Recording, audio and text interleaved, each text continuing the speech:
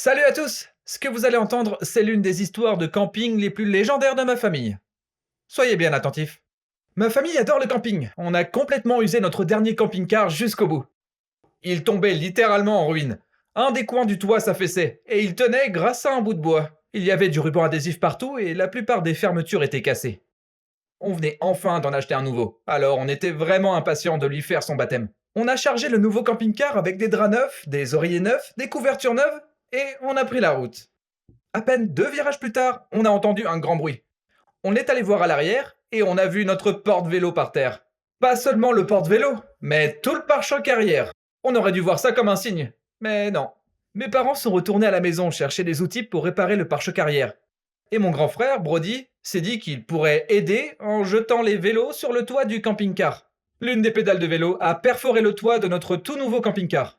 T'as quoi dans le crâne, Brody? Le nouveau camping-car avait maintenant un pare-choc cassé et un beau trou dans le toit. Et on venait à peine de partir. On était littéralement à 50 mètres de la maison. C'est pour ça qu'on n'achète rien de neuf. Enfin bref, on est remonté dans la voiture et on est reparti. Après s'être installé, on est allé jouer direct avec nos amis. Et un soir, en pleine nuit, on était tous en train de dormir quand j'ai été réveillé par notre chien Dixie, qui demandait à sortir. Brody croyait qu'elle voulait aller aux toilettes, alors on lui a ouvert la porte et elle est sortie. Grave erreur. En réalité, Dixie voulait sortir parce qu'elle avait entendu quelque chose dans les buissons. Elle tournait autour quand, tout d'un coup, pshhh, elle s'est fait asperger par une moufette. Elle est revenue dans le camping-car et elle sentait la mort. Sérieux, je suis sûr que la mort sent comme ça. Imaginez une station d'épuration, du lait pourri et le gamin dans votre école qui n'a pris qu'une seule douche dans toute sa vie. Et vous faites un mix de tout ça. C'était pire encore. C'est l'odeur que Satan choisirait pour une bougie parfumée. Il dirait « Oh, tempête de 1000 paix de moufette, j'en raffole, oh oui !» Elle gémissait et se frottait le visage partout. Drap neuf détruit, oreiller neuf détruit, couverture neuve détruite, nouveau camping-car détruit. Ça a même réveillé mon père, alors c'est vous dire. C'est la première fois qu'une odeur avait réussi à le réveiller. Quand le choc s'est dissipé et que l'odeur s'est installée, mon père a décidé d'aller coucher Dixie pour essayer d'enlever l'odeur.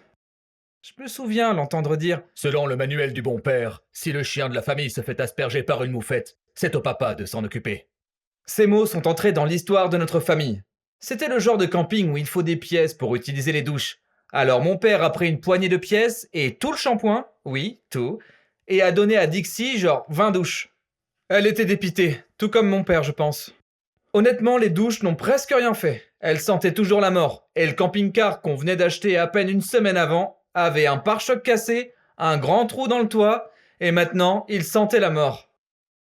Quand on est rentré, on a essayé tous les remèdes contre l'odeur de moufette qu'on a trouvé. Le jus de tomate, le vinaigre, une concoction d'enzymes, des shampoings spéciaux, du peroxyde d'hydrogène, du bicarbonate de soude, de l'extrait de vanille, et je vous en passe. Rien n'a fonctionné, à part le temps.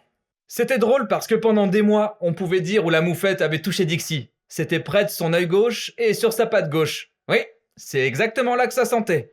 Plusieurs mois plus tard, l'odeur est enfin partie. Environ 6 mois plus tard, notre camping-car sentait plus rien. Vous savez tout.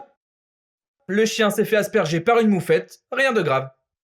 En plus, on a pu établir une échelle des odeurs les plus dégoûtantes, qui est désormais notre référence pour évaluer toutes les odeurs. C'est bien d'avoir du recul. Merci beaucoup d'avoir regardé et je vous dis à bientôt.